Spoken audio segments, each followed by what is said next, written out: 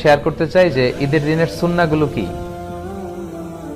ঈদুল ফিতরের সর্বপ্রথম যে কথা সেটি হচ্ছে তাকবীর, তাকবীর দেওয়া। বিষ্ণু বলেছেন ওয়াজাইয়িনু আয়াদাকুম বিতাকবীর, তোমরা তাকবীর দিয়ে ঈদের সৌন্দর্যকে বাড়াও। তার মানে ঈদের সাথে কিন্তু তাকবীরের একটা ওতপ্রোত সম্পর্ক আছে। এবং আল্লাহ বলছেন ওয়ালিতুকমিলুল ইদ্দা, রোজার আয়াতের পরে আল্লাহ বললেন তোমরা রোজার 29 দিন বা 30 দিন রোজা পালন করবে।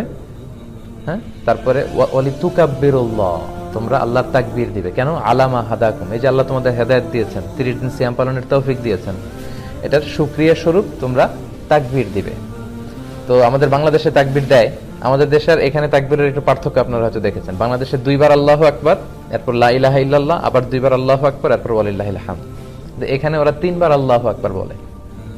আরব বিশ্ব আমরা দেখেছি একটা স্পেশাল সুরে ওরা পড়ে, ওরা এভাবে পড়ে আল্লাহু আকবার আল্লাহু আকবার আল্লাহু আকবার লা ইলাহা ইল্লাল্লাহু আল্লাহু আকবার।